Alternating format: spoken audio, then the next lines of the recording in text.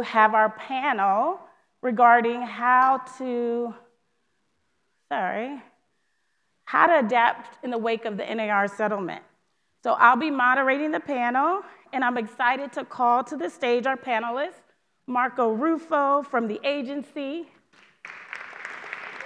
Teresa Mack, Pacific Playa Realty, Nick Siegel, Carolwood Estates, and Cindy Ambuel from Christie's International Real Estate.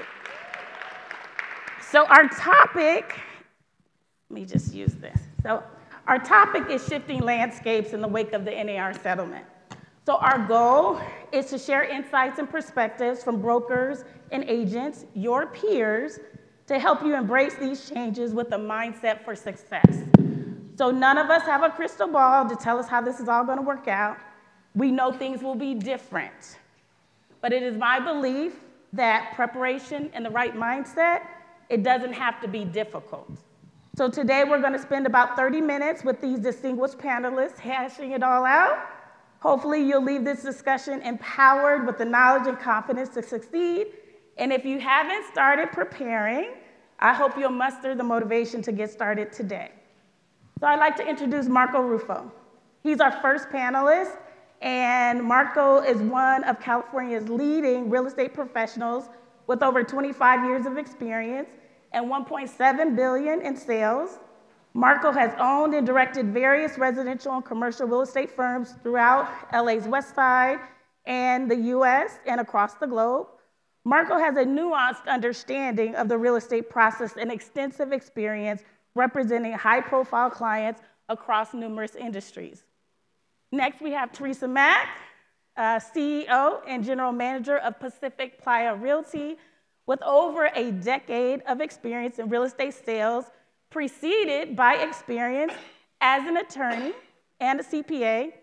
Teresa has closed over 400 transactions and trained over 1,000 agents, so focusing on urban luxury real estate. And then we have Nick Siegel joining us. He's the managing broker for Carolwood Estates and a dedicated advocate for integrity in our industry. So Nick has represented clients in sales of over $1.3 billion in residential real estate. And for many years, Nick serves as the chair of professional standards and ethics committee at the Greater Los Angeles Board of Realtors before he turned that position over to Marco 15 years ago. And then we have Cindy Ambuel, a top producing agent in one of the world's most competitive luxury markets. With a 20-year background in the entertainment industry as a prominent actress and model, Cindy now leverages her natural ability to connect with people and negotiation skills to close impressive deals, consistently ranking among the top agents nationwide. So the context, the NAR settlement is poised to bring significant changes to how brokers and agents work with each other and with our consumers as a result of the removal of the blanket unilateral offer of compensation from the MLS and the requirement to have buyer brokers enter into a written agreement with your buyers before touring a home. So let's get this conversation started. I'm gonna go to Marco. Considering the settlement and the changes in buyer and broker agency practices, what do you see as the most immediate impacts on the real estate market as a whole, and how can agents across different market segments best prepare for the changes? So, in my humble opinion, the problem that we have right now, it is not a problem. It's the fear that you agents have about what's coming. What's coming is just a different conversation from what we always had, that now we are decoupling the commissions from the seller side, paying it to the brokerage paying it to the other broker, and removing it from the multiple listing service. The paperwork, yes, daunting. It's about 17 pages if you do all the subsequent pages that go along with it. But just remember it this way, look at it this way. The listing presentation that all of you have done, when you go to a listing presentation, you prepare, you visit their home, you have a nice little packet about all your information, what your value is, and what you're going to provide them, okay? Well, reverse that. What we have to start thinking is now the buyer's agent has to do the same in representing a buyer. They have to qualify themselves. They have to put together a package of their services. You need to get present. You're not going to be doing it by video conferencing. You're not going to be doing it by AI. You're going to be doing it in person, okay? And we need to get in our heads that we need to revert back to possibly coming to the office, using the conference room. You're not going to meet a buyer in front of a house, an open house. You're not going to meet a buyer in the car like we used to, okay? You're not going to meet at a coffee shop. So the biggest change is going to happen is the older generation is going to understand this much better than the newer generation. And they're going to be able to make that switch. However, the conversation about selling a property has not changed. It is the same. The commissions were always paid by the buyer. The buyer is the one that gives all the money to the seller to buy the property, okay? And if people have just a hard time understanding that, where the problem lies and where we're going to have difficulties is the lower end of the market and first-time buyers, just like Lawrence was talking about. And I had this conversation with him this morning, that's where the issues are going to be. The issues are going to be is the person that can barely afford that house is the first-time buyer, and they can't roll it into a loan yet.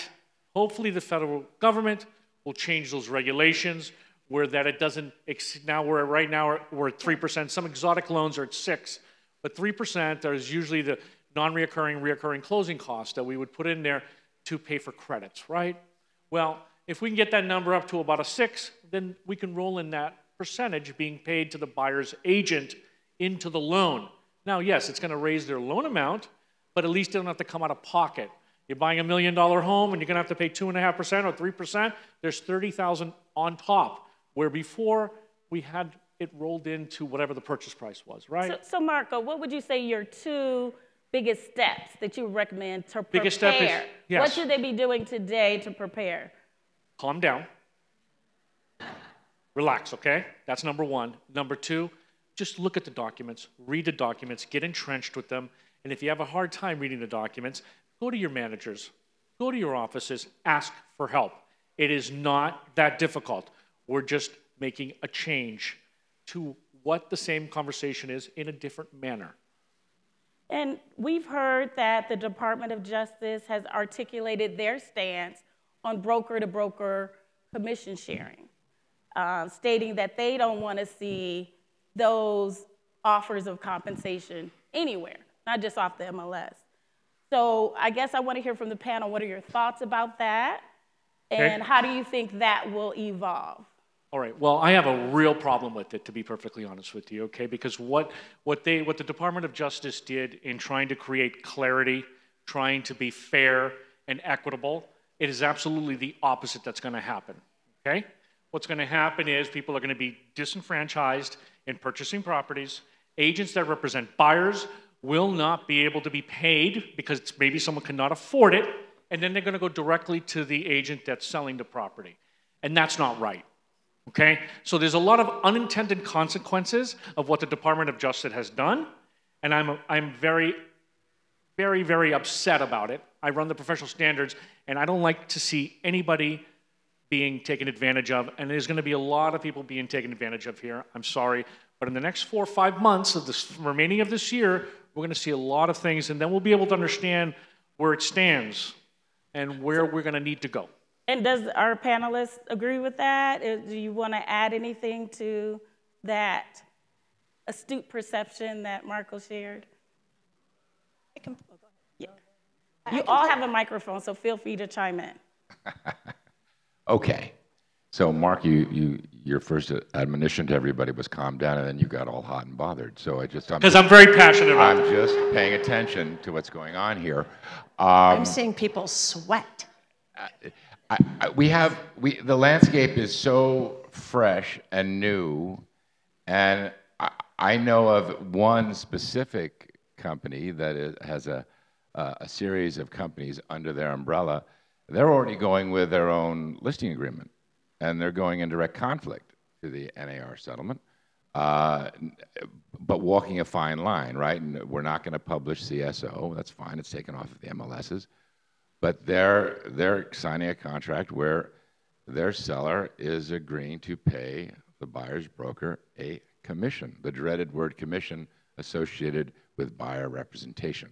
Now, I've heard this morning that we have another big company, national brand, also creating their own. So there's so many changes that are going to be taking place in real time. It is imperative that we all understand one thing individually that then becomes a collective.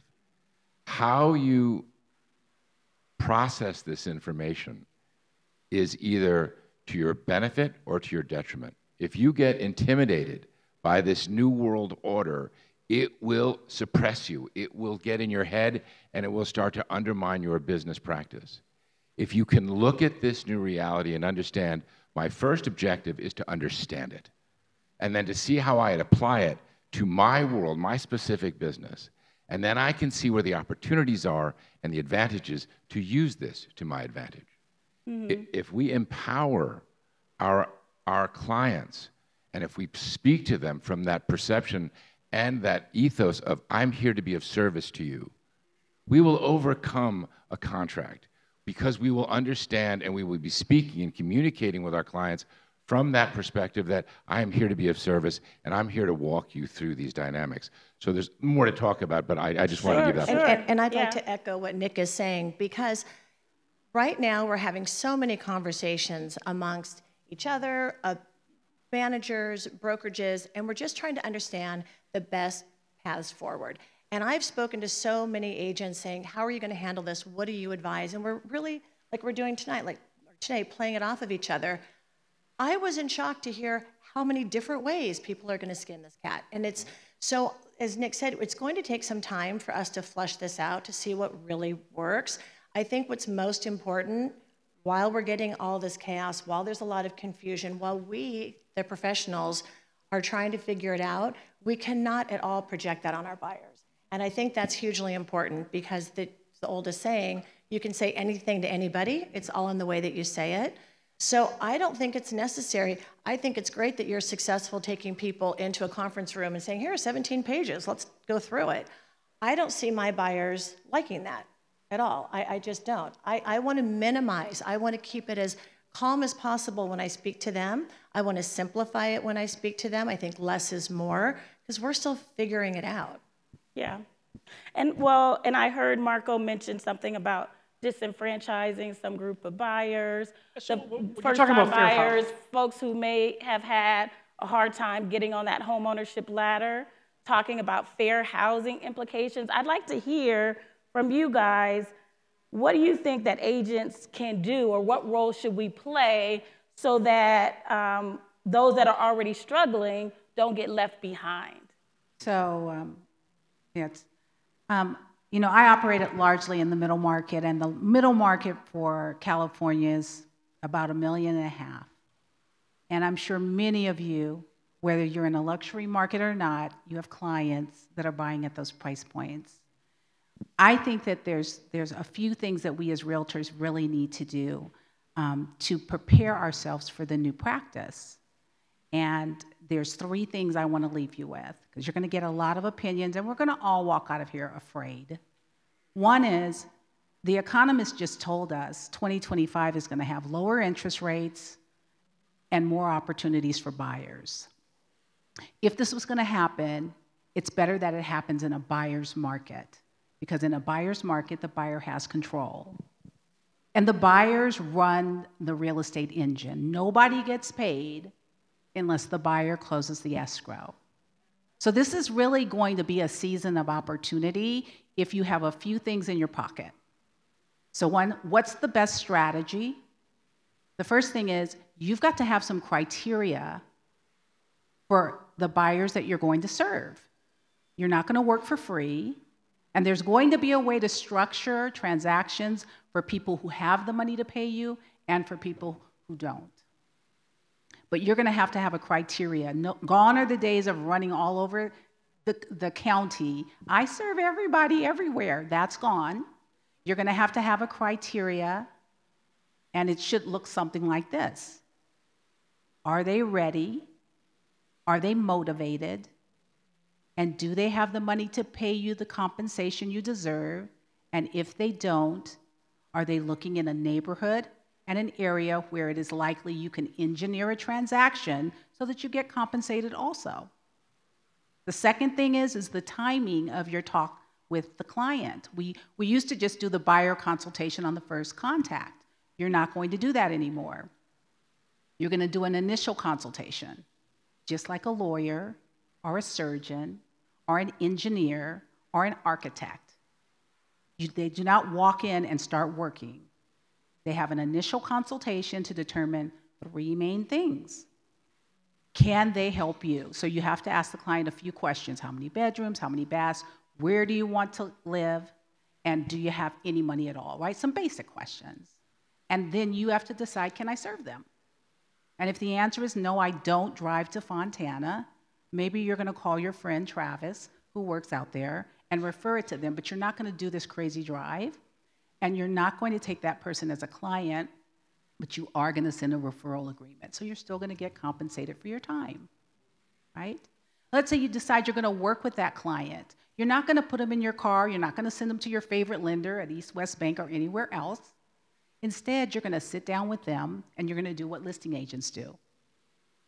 You're going to go over the contracts, whether you like them or not, and frankly, whether they like them or not. If you're a large independent brokerage like we are, we're not going to have our own forms.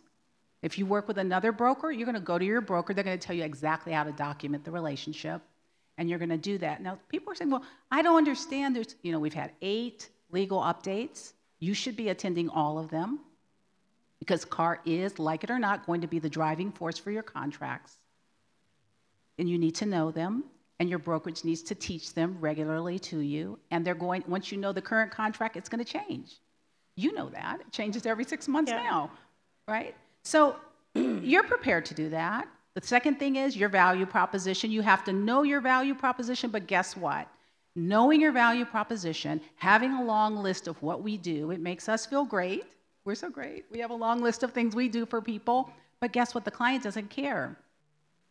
As my colleague said, the client cares about what they can understand and how your value is going to benefit them. So you need to practice communicating how your value benefits the client. You have to listen to the client. It's going to be different every time.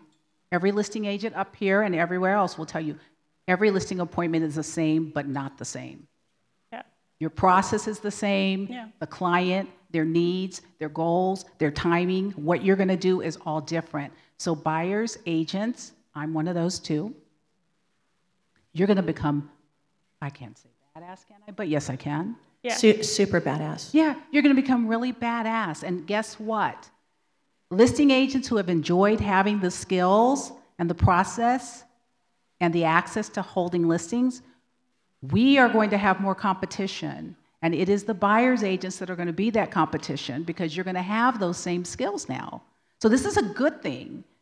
This is an opportunity to level up for most of our profession. So don't be afraid of it. There's training, there's support, and with collaboration, you can practice exactly what you're supposed to do, and believe me, you can do it as good as anybody on this stage and anybody in your farm area that you feel is dominating. So don't worry, I would just say it. thank you to Teresa because you queued up my next question without me even asking it. So I appreciate you. And these are some phenomenal industry leaders. You see how they can just flow, right? Because my question to her was going to be, with your extensive training experience and all the agents you manage, what are you telling them? What skills and strategies are you advising? And she just gave us that master class. So I don't know if there's any more that you want to add, but I want to specifically talk about the fact that buyers now are required to sign a written agreement with objectively ascertainable compensation in there, something they've never done, they're not used to, before we can take them out into that home. So what if you face a buyer, and any of the panelists can address this, who's like, I'm just calling you up, I want to go see that house. But now you want to process, you want to sit them down in your office, you want to do that listing presentation for your buyer. What if they're reluctant or refuse to sign? What do you do? What do you do? Okay, I'll dive into this one. You have a choice. Let's remember this. You have a choice with who you work with. And if you're clear about what your value proposition is, it's going to be very easy for you to start a dialogue that is designed to serve the client's interest. And of course, you can always say to that buyer who says, well, I don't want to sign this, number one. Well, then we can start to blame that on the DOJ and the NAR settlement. Well, before you walk into any house as of January 1st, you're going to need to sign it with somebody. So let's just deal with that. You work through that issue, and I don't want to be committed to have to pay you.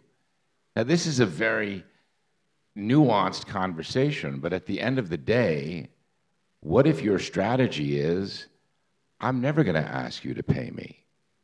I'm literally going to be of service to you. I would like your loyalty in return, and we're going to go negotiate a deal with the seller. And I've been saying to my company at Carolwood Estates for 4 months now, your favorite new clause is 3G3. That is your friend, that is your advocate. And that with the seller payment of buyer broker, or buyer representative, SPBB, I'll just safely say it that way.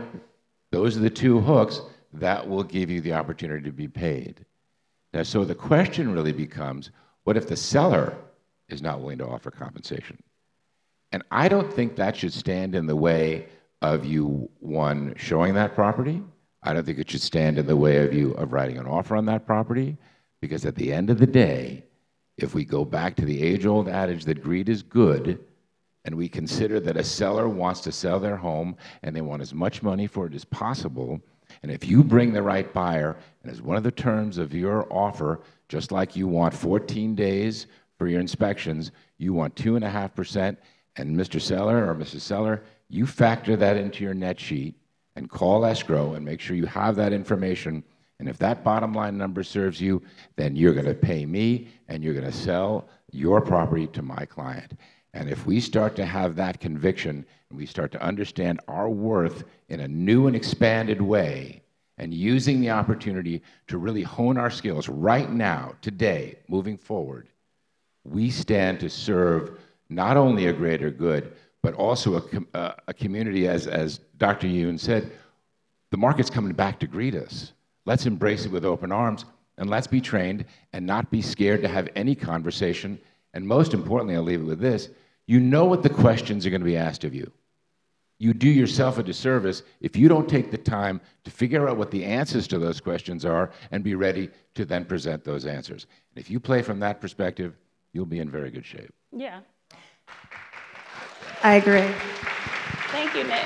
Cindy. So dealing with buyers and sellers, so if a buyer pushes back and says, I don't want to have to pay it, I don't know what's in store, I don't want to pay it, this is new for me, you know, their comfort comes in numbers, and California is one of the few states, right, that hasn't already instilled a broker-buyer agreement, correct? So, right. So you can remind them that we're now just joining that train. But it's also to say to a buyer, you've always paid our commission. To Marco's point, you've always paid our commission. It's been baked into the sell price.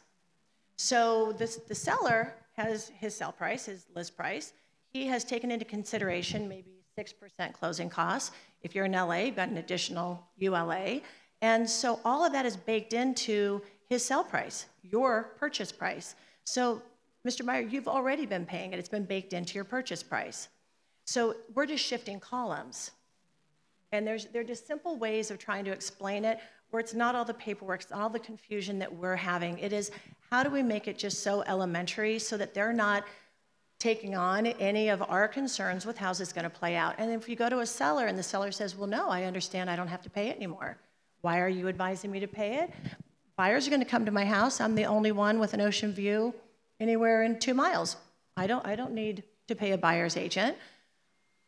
Okay, well then, Mr. Seller, your price is going to come down because the buyer is going to have to incorporate on his net sheet what he's going to have to pay, he or she's going to have to pay their buyer's agent, and that's going to come off the purchase price. So it works both ways. These are conversations to have. It's a buyer's going to have to pay it one way or the other. You know, Good point. Let me add So to Marco, that. then Teresa, please. Yeah, let me just add to that for 1 second. Just be very careful and know the buyer-broker representation agreement, because if there's certain things that you don't fill out in that agreement, and the seller even wants to pay you, you will not be receiving it. So just make sure that you go through that contract thoroughly.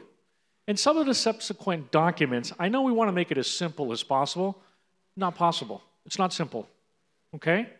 But the questions we do ask of a buyer when we're investigating what they want, their finances, are forms that are inclusive of the buyer representation agreement. Just be very careful about the number you put in on what commissions they'd be willing to pay you. Because if there's a 0 there and the seller's willing to pay you, you receive 0. Okay? Good So point. I just want to give some legalities behind it. Go on. Yeah, Teresa. Absolutely. I think every point was really, is going to be important. One, what you say and how you explain what's already very complicated for us to understand to your client is going to be important. I would suggest that you practice that. I would suggest that you do a lot of role play. And Marky reminded us that being consistent, being accountable, and doing things daily is what's going to be important. So you've got to practice what you're going to say going forward daily. Second, as Marco said, the contract is complex. There are a lot of ways for you to write your way into not getting paid, but the classes that CAR is doing, they're really good. They're free. There are 2 coming up. So tap in, go to car.org and videos. sign up, right? Watch the videos, but really take the current classes and practice filling out your forms with your broker. As Nick said, take your lead from your leadership as to what your company has decided is going to be the best way to proceed, but know that really well. We're going to have to all study up. So let me ask you this, because I want to kind of expand on that. Because you Let me guys add one were, more thing to that. Let me just Okay, add one more go thing to ahead, that. yeah. In our office, what we've done is we've filled out the forms in handwriting and highlighted important things, and we've given it to templates to our agents, okay, so that they have something to follow. They may not be filling out the exact same thing, however, they know where to look. I suggest that. I suggest you Yeah. fill yourself out the So form. preparing yourself.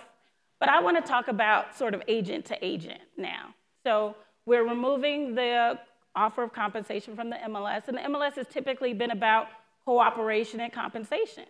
So now we're left with cooperation. Talk to me about the relationship between listing agents and buyer's agent, and how do we keep that relationship cooperative with a mindset for ethics, right? For things could potentially go off the rails. What do you suggest that we do to maintain cooperation in the absence of compensation? Yeah. Potentially.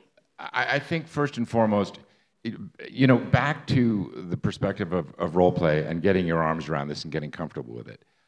What we've been doing at our company is a lot of discussion. We're literally talking 2 times a week, and every question brings in 3 potential scenarios of how to answer that question. But when you distill it down and you start to put this on its feet and you start to look into another set of eyeballs and talk to them and have to have articulate words coming out of your mouths, you're going to find that 80 to 85% of what you're going to talk about is the stuff you already know and the stuff you've already done. It's just being able to finesse this 15 to 20% of the new contract dynamic, and then you're back at doing what you've always done. Now, with regard to the ethics of how we communicate with each other as broker to broker, and I'll give you a scenario. Let's say the CSO says there's only 1 point. You need to be very careful that when, as the buyer's representative, when you talk to the listing agent, if I talk to Terry, I go, Terry, you're only offering 1%. Here's the question that I'm not going to recommend you ask next. What do I need to get my buyer to pay to get 2.5 points? Because as soon as you do that, you have now just obliterated your fiduciary obligation to your buyer by just saying, all right, how do I self-serve myself and get this price up so I can get paid? Now, so please, if you take away nothing else from this conversation, that's not a part of the conversation that we're going to have dynamically with brokers on either side of the aisle. It's going to be really, all right, I appreciate you're offering 1%. I'm going to write an offer on this property, and I'm going to check 3G3, and I'm going to be putting forward what my buyer compensation agreement calls for at 2.5 points.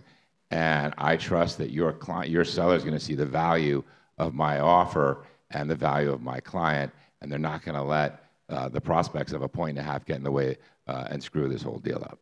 And then I'll just say, there's no standard commission. What you charge is what you charge. In this new environment, we may see fixed fees.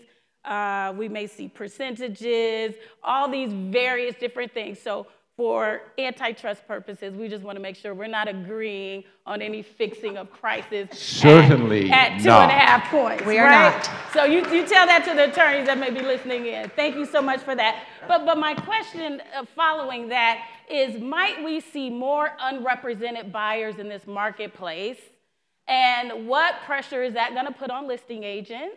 And how do we reduce the liability within the transaction for those buyers who may choose to go unrepresented just because they don't want to be on the hook for that fee? So we have a few minutes to wrap it up, and I know we have so much more to cover, but tell me what you think about unrepresented buyers. Maybe, Marco, you start. Well, look, I think it's an unintended consequence of what's going to happen is that the shortest distance to the end will be going directly to the listing agent. And that's a disservice to the client, okay? What's also going to be a very big disservice to the client is the buyer, when you do get into an escrow and you are represented by a buyer's agent and you do present an offer and it's accepted and you're in escrow and you have a request for things that are found. I have a feeling, and a pretty good one, having seen some of the arguments that are already coming in, that the request for repairs where it's a dollar amount, I have a feeling that a lot of the representation from the buyer's agents are not going to be, they're going to be closing their eyes a bit instead of saying, putting their opinion in. You're an advisor. Your opinion's worth a lot to that buyer, okay? That's why you were hired. And I think a lot of people are going to close their eyes a bit so that they don't get their commission cut, reduced. And that's an unintended consequence of what just happened here. They're not being represented properly because of the buyer now buyer's agent needs to worry, like, am I going to get my position, you know? And there's a lot of, unfortunately, there's a lot of people that do not do a lot of deals. And they're going to do whatever it takes to get a deal done. And that unintended consequence is just a really sad day in our real estate community. Before it was just that was the number and you weren't even allowed to talk about that number in your negotiations. But that's what you were going to get. Now, we all negotiated. Sometimes the sellers came back and said, well, if you guys cut your commission, I'll do the deal.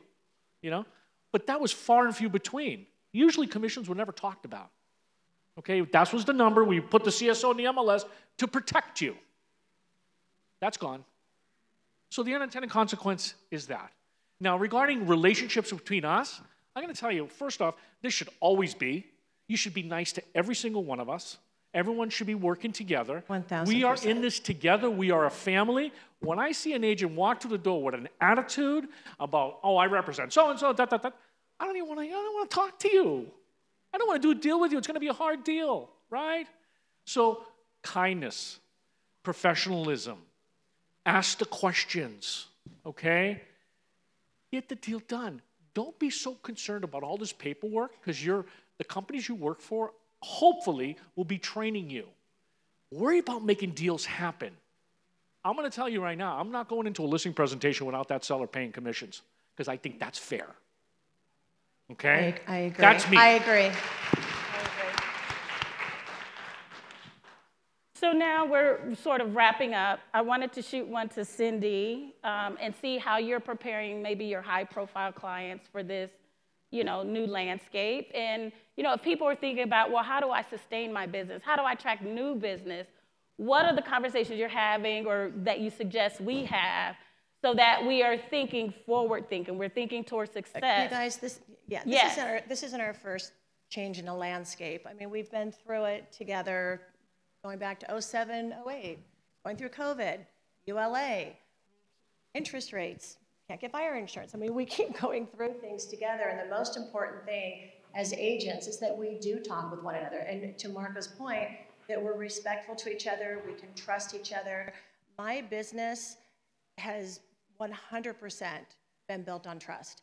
And I don't think this changes anything. In fact, it's even more important. My clients have always trusted me. I have a really great referral rate. Most of my business is from referrals, and I take great pride in that. I really do. It means that they knew they could trust me, they referred me to other people, and then they come back.